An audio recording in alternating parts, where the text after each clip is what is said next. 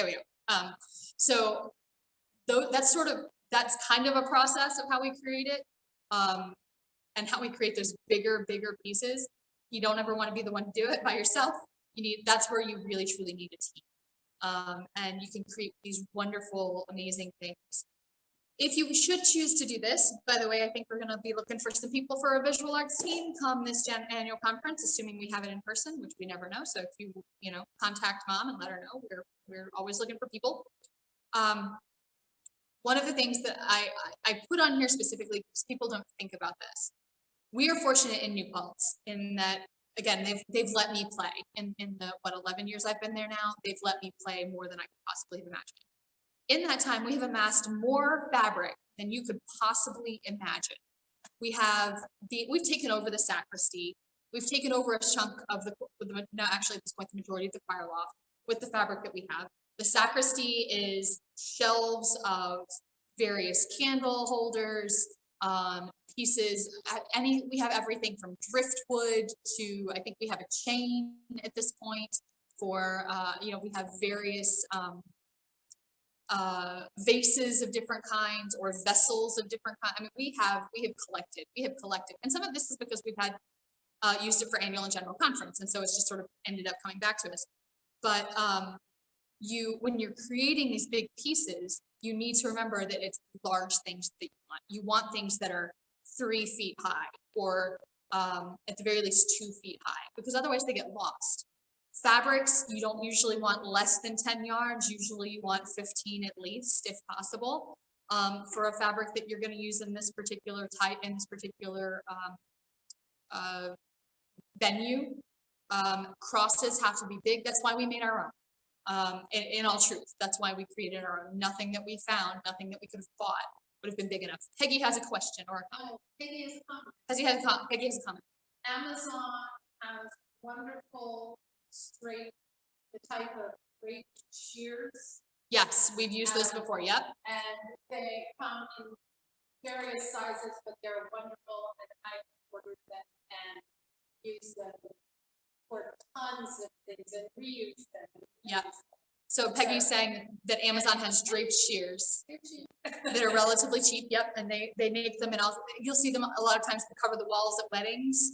We actually bought a set one year. One of the years for our annual conference, they wanted, it was stars. We had stars in the background. And so we did that. We created, or we built, or not built, but we hung those shears and then put lights behind them. So yes, exactly. You can find these things. Joann's is also a great resource because they give really good coupons. So I highly recommend them. Yep, Joann's is great. Some of these we've been fortunate to find at like fabric, theater fabric retailers for the bigger pieces. You want to make sure that you're well organized. You want to make sure, like I said, your pieces are larger. You want to make sure, and this is something that it took us a long time to learn, but is extremely important. And that's that if you're doing something like this, and whether you're doing something like this for the bigger productions, or whether you're doing something that is traveling, a small, like Mama's going to show you some worship centers later that were not done at New Paltz, or that were not done at a location, they were taken to a location to be done, one-offs. Or even if you're at a local church, you want to create or have available a box that is a quote unquote toolbox. In that toolbox, you want everything from pins, as in like the pins that you want, safety pins, you want straight pins, you want T-pins, because you're going to need all of them. You want scissors, you want Sharpies, you want pens and pencils, you want various kinds of tape. So masking tape, Gorilla tape, Scotch tape even sometimes gets used. Batteries for anything, and multiple sets of batteries for anything. If you use battery operated candles, which we do a lot of time because that big arena would not allow fire. Understandably, it's a big building. So we only were allowed to use battery operated candles. So we used, so always make sure you have backup batteries. I'm missing, hammer, screwdrivers, various screwdrivers, which you don't think you're gonna need if you're not using screws, but trust me, you'll find use for them. Pliers, and particularly needle nose pliers, things like that. So you really find that you need a toolbox. It doesn't have to be terribly big. It could be a little bitty actual toolbox that you just sort of stuff with these things that you will need for a worship type of setup, and then schlep around with you as you go. It has been far more beneficial than I could possibly imagine. And if you keep it together, which can be really hard to do in a church because people are like, oh, I need a hammer. Here, I know where that one is. But if you can keep it together, it makes it a lot easier when you're ready to move, or when you go looking for something, you know exactly where it is. Does anybody have any questions while I'm standing here? Like I said, if you want me to go into like detail with you about how we actually physically created some of these stuff, I'm more than happy to do it after we're done. But does anybody have any questions for any of the things that I've talked about in creating these larger setups? Seeing none, it's back to you.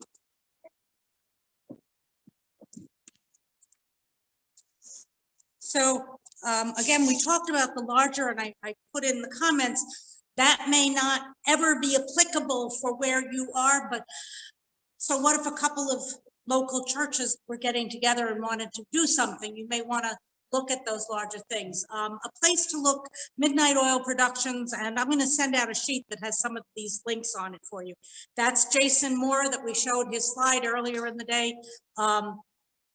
He creates whole worship things. And so he talks about the big productions. I think it was that he worked at Ginghamsburg or Willow Creek, one or the other. He worked with Adam Hamilton. And so, for example, when they did Fresh Out of the Box, Being Born Again, they went with the theme of Toy Story.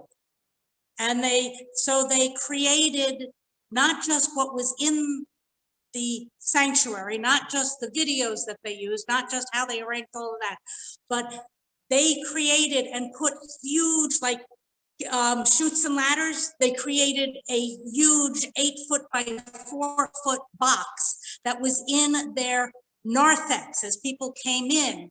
There was that. They would put things out in the parking lot. So this is, again, maybe you're going to have that special time that you actually say, we want to extend this out. We want people out on the street to know. Vacation Bible School, one year it was a travel back in time. I let Glenn create a time machine on the front lawn with flashing lights and chasing lights and all the rest. And we would run that out on the front lawn to attract people into our VBS. So there are times that you may want to go with the larger things. Get a team, don't try and do it alone, get other people excited, but that's where you'll need these things. For normal worship, Can I say one more Come thing on about up. it, though? So that, all of that having been said, which is absolutely true, I am a small town East Texas girl, raised in the Methodist church, but not raised doing this. Grew up involved in the theater, but not involved in this way in the church. And so, and I am now a part of the general conference worship team. Yes. So you never know where God's leading you. Yeah, that was the Yep. point, is I'm a nobody from a hick town, and I'm leading I'm helping design visuals for a worldwide conference. So so don't say, Yep. we may not need this, because you never know when you will. It's knowing that any of us can be part of this. It's knowing that you may not be an artist, but there are people around you that are just waiting for the invitation. You may not be able to string words together to create a prayer, but there are people that are able to do that. So being open and working with, not simply bishop's order and say, this is what I want, but for the rest of us, it's saying, so let's work with, and amazing things come out when you're at that tension point of working with. 2 other little pieces I'm going to give, and then I'm going to give you a great slideshow with everything, not everything, but with a lot of the things that we've done. So the 2 things I want to raise up is accessibility. Yeah. We've not thought about it for a very long time in most of our churches. And we need to really start thinking about accessibility. So an example is in New Paltz, they no longer have flowers in the building because some people have environmental allergies. They cannot take that scent. Some churches have moved away from using scented cleaners for the same reason. In New Paltz, they would lose one man out of their choir for Easter Sunday because he couldn't stand being in it. And so we'll see a shot later of a flowering cross out front. No flowers entered the church for Easter. They were out on the cross. So there were rare times that they'd be in. Somebody had a wedding and wanted to leave the flowers, so there'd be, or a funeral, there'd be some flowers in the church, but mostly they were out. What are you doing to welcome people? How are you doing? Is there someone in your church who knows ASL, who's willing to learn ASL, who's willing to work with that? Too often we think we can wait, and if someone comes who has the need, then we'll fill it. They will never come because there's nothing for them there. If they cannot get into the sanctuary, they're not going to come and ask you to build the ramp. They're simply going to go someplace that has the ramp. If they can't hear, they're not going to come and ask you to improve your sound system. They're simply going to go to someplace where it's there. So to be aware of accessibility in all that we do. And that's part of what I've been saying with the visual of saying, let's make this more accessible to the multiple intelligences, the multiple ways that we learn. We want to make worship accessible to all of them. And then one moment, which we don't have in these slides, that I wanted to lift up. So one thing that we've done is we wanted to, mission always often was separate from worship. And so we said, how do we make this more integral to what we're doing? And so in New Paltz, 4 times a year, on those months with a 5th Sunday, that would be a mission Sunday. And in lieu of a regular sermon, we would do a very short sermon and invite people up, for example. So through the month, or the quarter, we'd ask people to bring stuff in for health buckets. And there's a whole list of things in the United Methodist Church. This is what's supposed to go in. We would arrange them in the front across the whole altar area. And then in lieu of a sermon, the entire congregation would come up.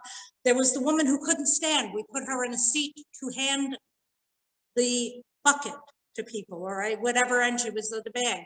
So she was seated to hand. There were people along the way to help, and you would come up, and we discovered we couldn't just set them loose because then they started chatting, which was not very worshipful. So eventually what helped keep it a more worshipful time was that as you got the bucket, there was a person there to help you to pray for the person who's going to receive this bucket, who's going to use this bucket, to pray for their ministry in, whatever way. And then they would fill it as they went down the table. And at the end, there was somebody again to pray with them, to keep them focused on that this was mission, this is prayerful work. One year we took it out, one season we took it out onto the side lawn to see if we could attract more people. So we did it between worship services, but again, as a worshipful offering. So that's also ways, and that's just the stuff that you've collected that you're bagging up during worship, making it hands-on, connecting your congregation, saying, pray for the person. I've made a school kit. Pray for the child right now. We don't know their name. Don't know if it's a boy or girl. Pray for them as they get this, as they use this. It's a way of connecting us with the work that we're doing. So having moved through all of that, yes, she said the larger fabric in a church. So for the big setting, you need 10 to 15 yards. For a church, 3 yards usually will do it. Don't cut it in half because then you don't have your 3-yard piece. Double it, but don't, yeah. So 3 yards is a really nice, there's a shop in Queens, I can give you the address for, that has the lost leaders essentially out on their sidewalk at $1 a yard. Rolls of fabric for $1 a yard. And that's great if you can find that. You want drapey fabric, not stiff fabric. But put the word out, go to yard sales, go to thrift stores, go to church tag sales, go to all of these things to get that length of fabric. Even if it's not 3 yards, it might be something that you'll say you can use. So I'm looking here. It under all that mess of books is actually an old stained curtain, but it had a nice drape and it's greenish and it's absolute. So I've saved that. It's the length of a curtain.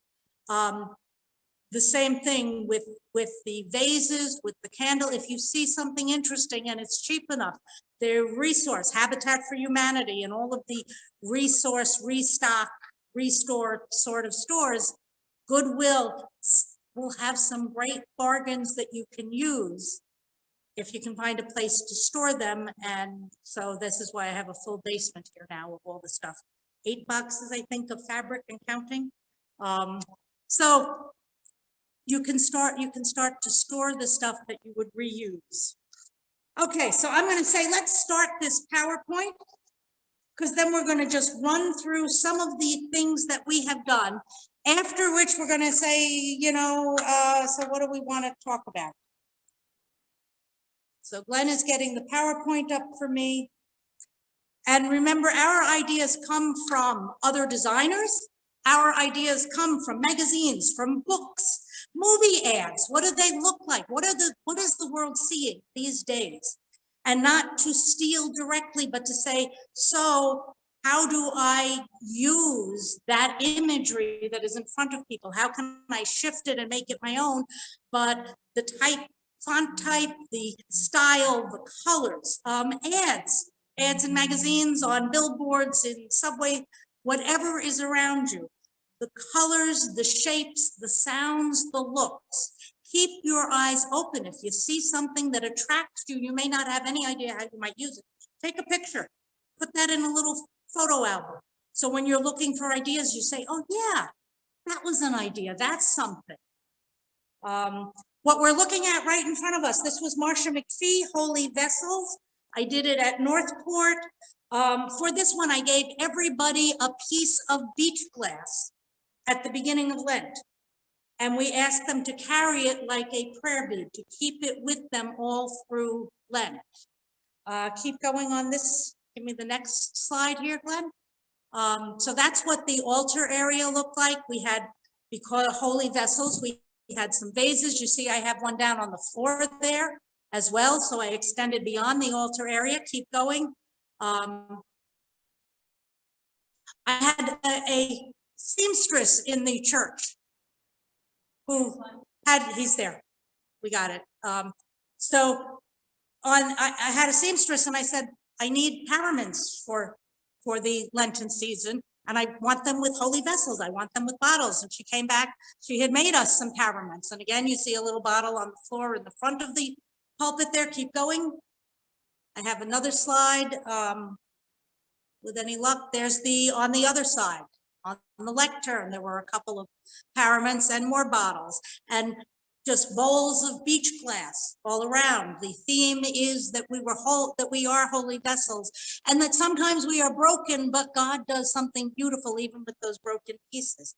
So move on. We're going to go into 3 interpretations for All Saints Day. Marcia McPhee, yep, that's the first. Marcia McPhee had the idea of setting the table for All Saints Day.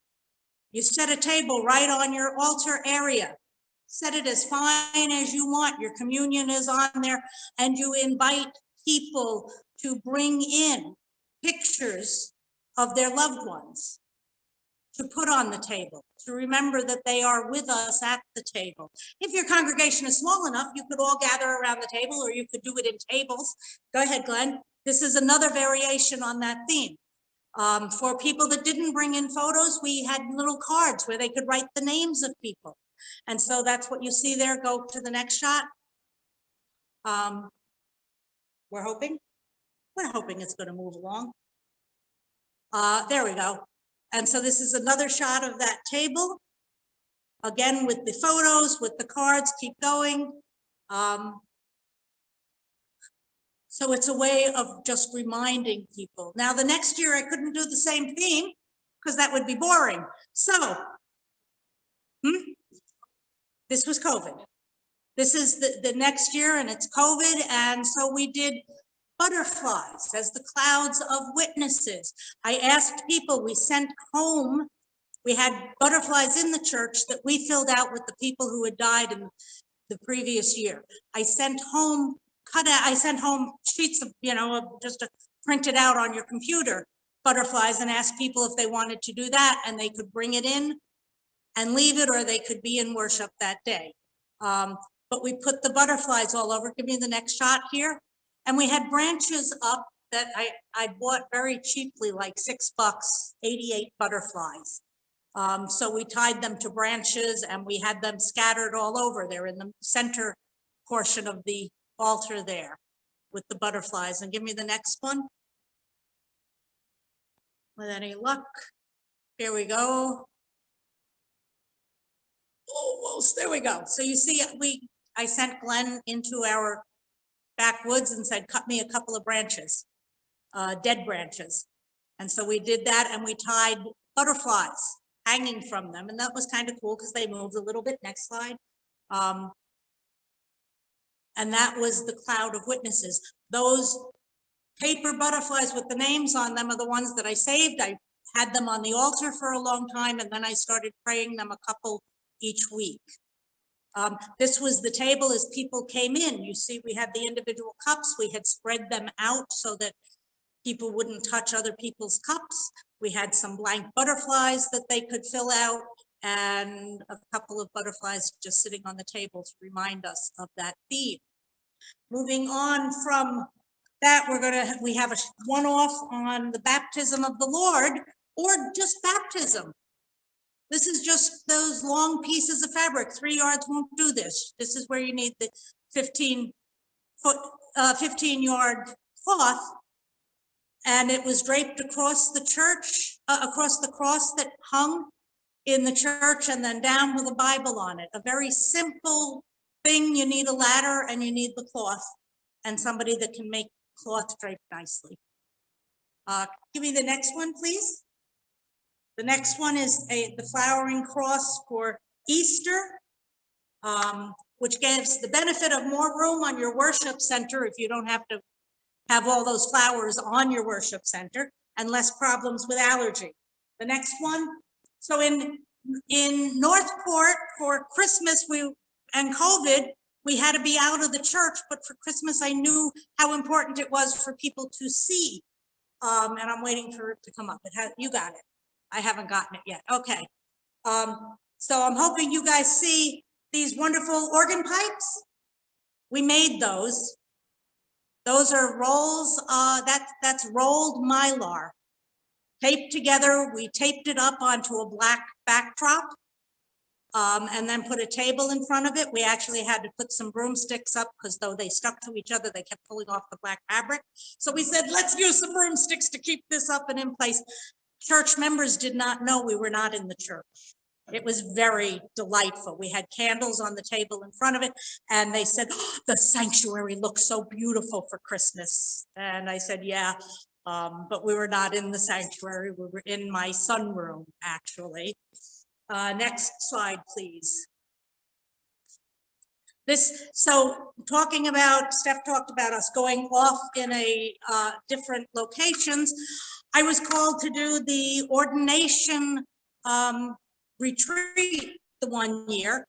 And of course, that most often focuses around scripture, around call. So if you give me the next slide, you see we've got phones all over our worship center here. And I spread the phones around this main meeting room. I put them all around. The theme that I was going with this was that God can, give me the next slide. God keeps calling us and we need to keep answering. I collected phones, by the way, again, from yard sales and the resource place that sells stuff that people have thrown away. So I had all different phones. The really fun one sitting up there, the old one from the 30s, that one was $30, I think, that I had to pay for. But all the rest were like, here, take them because we can't sell them. The next slide, please.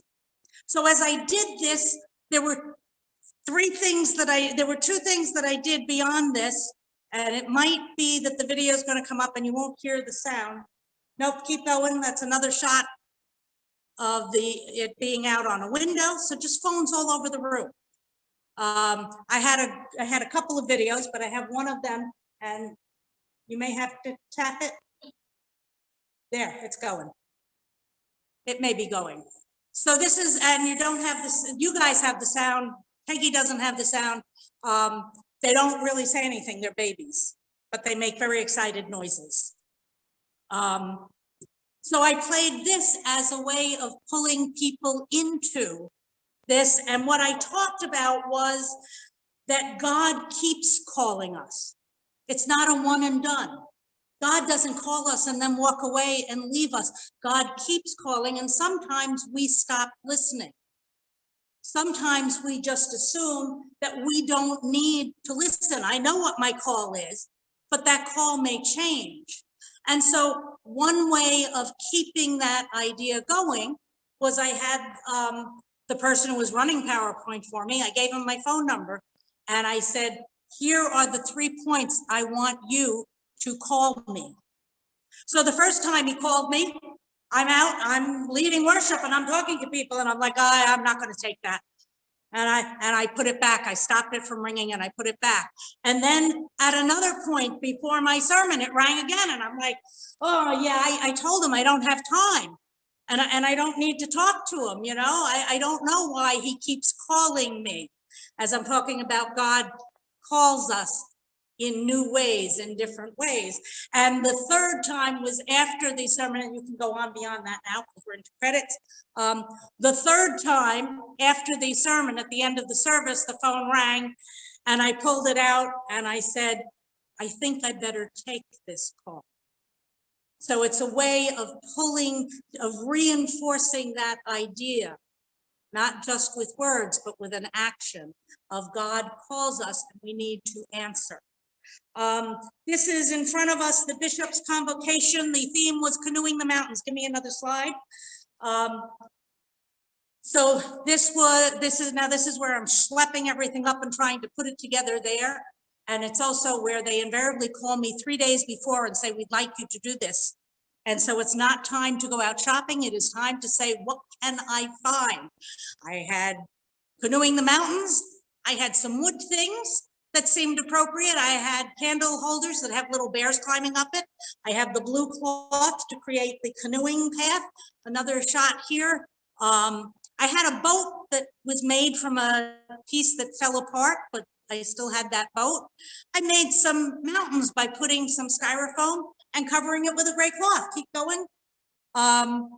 And candles that looked sort of outdoorsy and woodsy. I have a bowl that looks like a splash of water, so that became our lake for that. And give me another shot, and then a little wood house in there. That actually is a match holder from Norway. It was my mother-in-law's. Thank you very much, Helen Sohn. The next one, oh, that one's moving in. So you're going to see one more shot with communion, and then it will move into the weaving. You guys are already into weaving. So that was all just to try and take, I am a very literal thinker. So when I create something, it tends to be very literal. You tell me, for example, here, weaving the vision, weaving us together. I say, okay, I can do weaving. And so I had this piece. Nope, keep going forward. I don't know why mine went back. Yep, there we go. So I had this piece for another Bishop's Convocation, and I invited people to create. I just had chunks of ribbon, yarn, whatever, fabric that I had cut into strips, and invited people to stick, to weave that. And then we cut it off of there and laid it down on the worship center for the final worship. So our weaving together and that idea that it's okay. We look good, we do things differently, it looks differently, and so everybody became engaged in this. This is great if you're doing like a retreat or you're doing a full day thing that you can get people to come in. We did it once with building blocks, and we invited people to build the altar, and I had lots of great colored blocks, and every day people would come up and add a piece and they'd rearrange, and it was just delightful. It was a 3-day event, and people worked on it. So that takes us all through that. We have one quilling, and I'm going to ask Steph, you can come on back and talk about the quilling and the building a theme. So has it come up? Did the quilling come up? Okay, great. So this is, again, we're back to annual conference. What we did for annual conference, we decided that we were going, again, us and all of our spunk, I guess is a good word. We decided we were going to do quilling. So quilling is a very old technique in which you roll paper into different shapes. And so this is a 6 foot, 9 foot in diameter. Okay. Okay, 9 foot in diameter foam core again that we started out. So progression wise, we started out, you can see that it's a cross and flame. So we started out with the blue being the cross being in blue, the flame being quilled into in green. This particular service, that we had left the clouds. So the thing on the bottom is actually just hiding the base, and it was intended to look like quilling, but that's what's hiding the base. And so what we did was we started out with the blue cross and the green, and you're looking at it sort of mid transformation. So we morphed it into the green became continents, and the blue became the ocean. And so ultimately, by the time we got to ordination, all we had left was the world with a white cross in the middle. So we had shifted from one to the other. So that was more fun.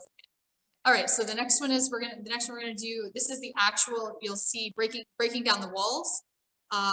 This was. Yeah, this was annual conference 2015 or 2016 or 17. I can't remember. But ultimately, like I said, it's the one that this piece behind us came from.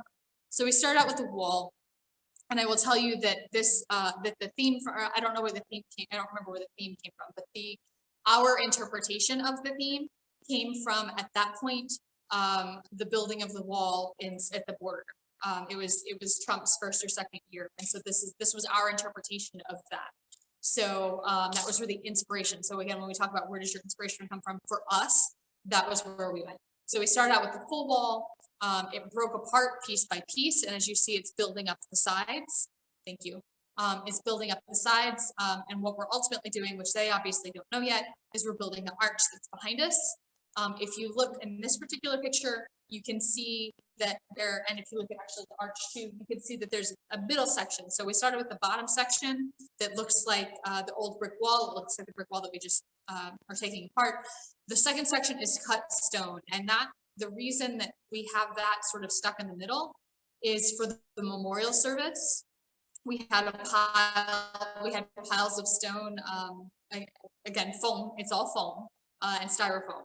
But we had piles of those styrofoam blocks that were then laid on each of the pillars back and forth for the names of all of the pastors' spouses, the pastors' children, who had died within the year. That's the memorial service annual conference. And so we did that by laying a stone upon stone upon stone. And so once that was over, we replaced it with this, which is actually one big piece that just looks like those stones. Next slide, please. Also in this, you can see, well, as it changes, you can see that the cross and flame, you can see it here too. This cross and flame, that's the processional cross we made for that year. Was just a large cross and flame, but we created that one. As you can see this part, we have one piece of wall left. We've now added, so each time we added a section of, we take out a section of wall, we added a section of arch. Obviously now you can see in the middle, we're also building a cross. Next slide, please.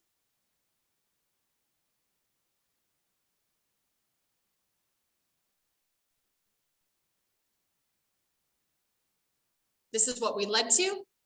This was the night before ordination. So this was at that time the commissioning ceremony. And then one more slide. Unfortunately, we no longer have the cross.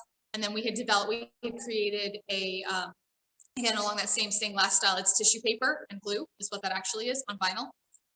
And then we backlit it. And so that is a piece that then hung on the back of what is this arch. Unfortunately, that piece has since fallen apart. And then the pieces at the bottom, I talked about earlier, the things that we quote unquote where we make it pretty. Those pieces are actually the symbols of ordination. They're required for ordination. So there's a stole, there's a Bible, a chalice and paten, book of discipline, book of resolution, all of the things that are the symbols of ordination for both deacons and pastors are now also incorporated into the worship center. So that was our progression from the beginning of annual conference through each session and into what is this right here, which is ordination. Your turn. Yep, your turn. When? Next. Hoping, okay. And so then there were pictures at the end of the ordinance, getting their pictures taken with the bishop. Oh, I know. Yep. So that's some of the ways that we can develop. One of the things to, so that this particular one was built in 2017.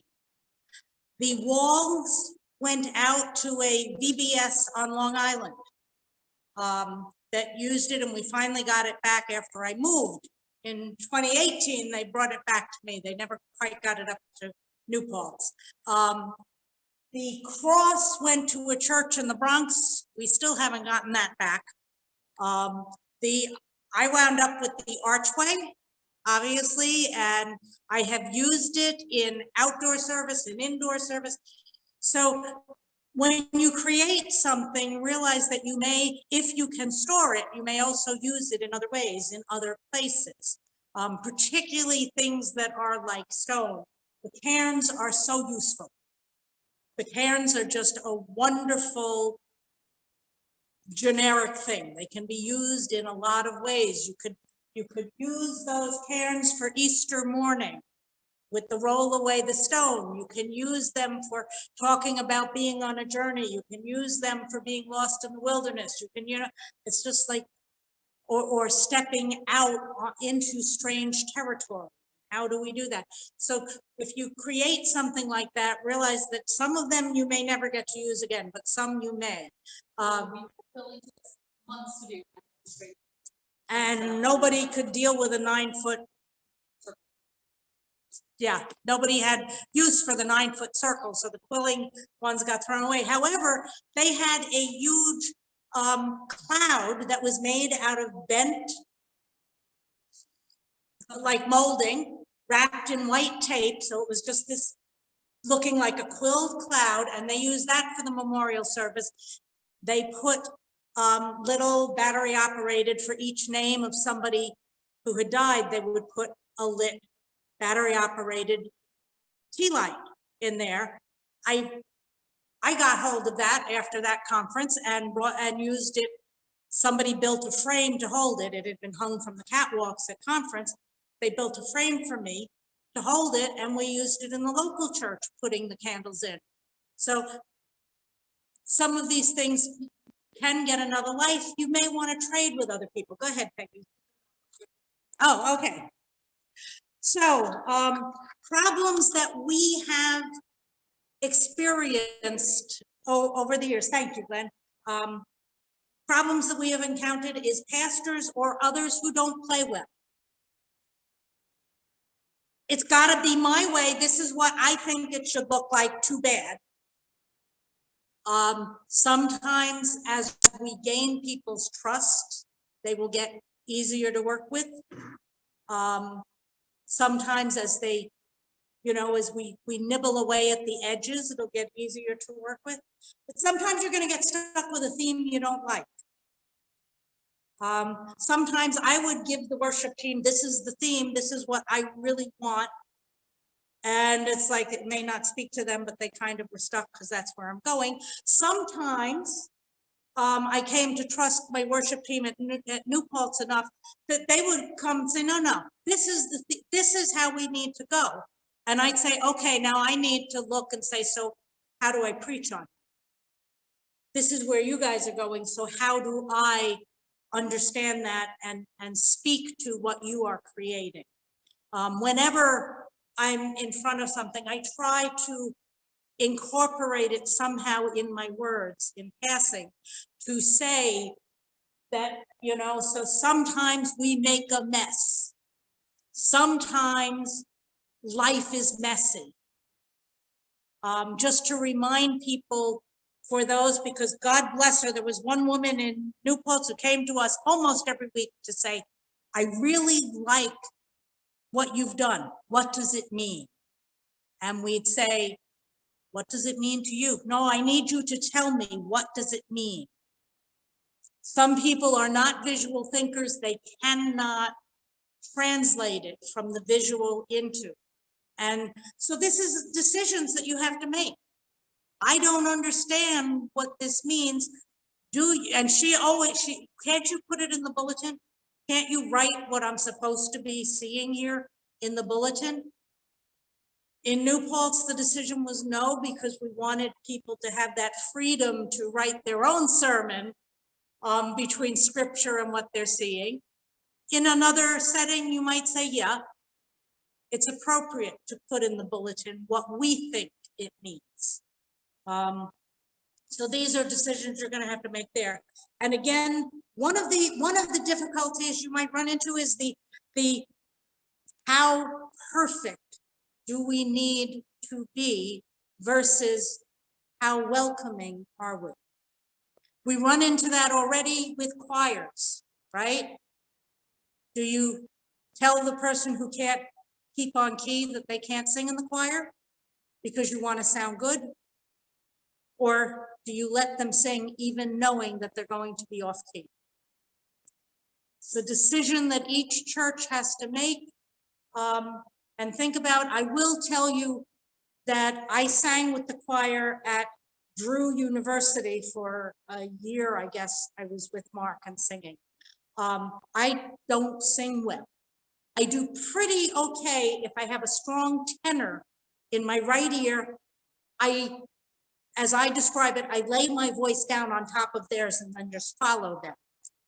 The dean was retiring this year, Maxine Beach, and Mark had some special pieces that he was playing. And I had told him when I joined, I said, anytime you don't want me to sing, please tell me, because I know I can't sing well.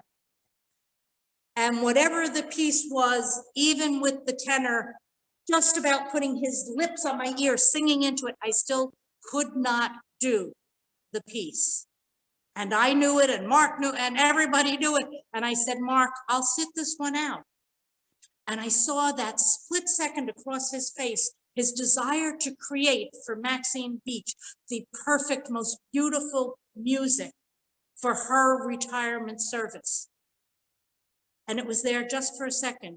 And then he looked at me and he said, you're going to sing. You're not sitting it out.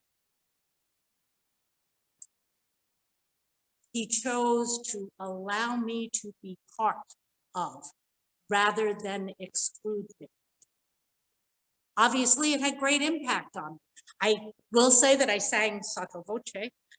I was very, very soft on those parts where I knew I was not singing right. But he chose not to choose perfection. There are places and times that that's appropriate. There may be places or times where you can't go that way. It's the same thing with visuals. And sometimes somebody's heart is set on creating something and it's just not really what you wanted or what, and you have to make that decision of what's more important in this place. Allowing them that space or not. Now, and I've gone both ways. We had the one guy, oh, God bless Chris Wilson, who just couldn't sing, took over the mic once during a Palm Sunday service and sang, "Let us break bread together" on our knees badly. And there was nothing we could do to stop him. So that absolutely, if I could have stopped him from singing a solo, "Let us break bread together," I would have stopped him. I was serving communion at the time. I couldn't, and no one else could get to him. On the other hand, we had someone with a very different vision over what things should look like at New Paltz, who came in and joined the visual arts team for a while. And there was one Trinity Sunday, and I had this woman, I had Steph, and I had another woman, the three of them, 3 different visions as to how we could interpret Trinity Sunday. And they weren't coming. What? And at least 3 hours. 3 hours of talking and arguing, and nobody wanted to move. And the decision was, you know what? We're talking about a Trinity. Why don't we have all three? Why don't we have all three interpretations and talk about how difficult it is to understand Trinity, and talk about how difficult it is to put those three sides together, because they did not go together. It was not tied together beautifully. But it was more important to include all of them than to exclude anyone there. And so this woman, whose vision was very different from the visual arts team, she worked with us for a number of months, and she created things that were sort of like, okay, so we'll let this be in here, and it really didn't fit the vision, but it was important for her to be part. So that's some of the stuff that you're going to need to consider and to work on. A reminder to welcome those that rise up in your congregation, that rise up in your community. You may have more strength in one area or another. You may come out of this saying, I want to do visuals, and you're going to discover that the talents and the abilities that rise up in your congregation have all to do with words. And so you may have to say, you know, we just don't have the visual. It's going to be a little lackluster. I'll add some fabric. I can drape fabric. I can throw different colored fabrics, so that'll make some interest, but we really don't have that. But we're going to allow the words to develop. We're going to allow the liturgy, because that's where the strength is, or the music, or somebody who's great at thinking of actions, of rituals to do. You know, it's okay. Welcome the people that you have and work with them. Keep your eye open for people in other areas. The leader in this, the voice in this, needs to be somebody who welcomes and finds the way for us to work together. It's a messy process, but it's a delightful process. And most all of the stuff, so some of it came from Marcia McPhee, and we just built on what she gave, but most of it came out of sitting and chewing on and throwing out ideas, and literally throwing out ideas and bringing new ideas in. And it's a messy process, but it is a joy. And we learn from it as much as the congregation. So that's what we've got for you. Again, we're going to welcome questions. If anybody has questions, you can type them into chat. You can unmute yourselves and speak out. Peg is sitting right here, and so she can speak out if she wants. Any questions, any comments, anything you want to share about what you've been doing or what you would like to do or anything like that? Boy, we really figured out our time. It is 2:49. We just took a random shot and said, 10 to 3, that'll do it. 2:49, I am impressed. There we go. I know we've thrown tons of stuff at you folks. This has been like Jason, I should say, this is like a fire hose. You know, it's just, we've turned it on and said, here, drink. But we have recorded this. We will edit down the recording or whatever, and we'll make it available in chunks for people, because it'll be too big to pass on 6 hours, 5 hours of video, but we'll edit it down and pass that on to you. I will have a resource sheet that I will send out to you, which gives some of the links, some of the places that I go for things. What else can I tell you? What else do we need? This has been wonderful. This has been really good. Thank you. Oh, good. I'm glad. I'm glad. We aim here. We hit about here because lots of our visuals were just, we had 3 crosses, but we couldn't make 2 of them stand up because they don't have bases. We had, you know, it's just like that sort of thing of like, things fell apart, but it shows that even with that you can still present something. I can't believe it's been 5 hours and it's just been like, just want jotting pictures down of notes. all the events. This is Ann Hughes Hinnon, her, is it your daughter, Melissa Hinnon? Melissa's been, yeah, my daughter, right? There we go. So Ann's daughter is Melissa Hinnon, which some of us here know, and we're delighted to have you with us. And Ann is down in Jersey, and we have Marie Noel. And Marie, what church are you in? Did you want to unmute and tell us?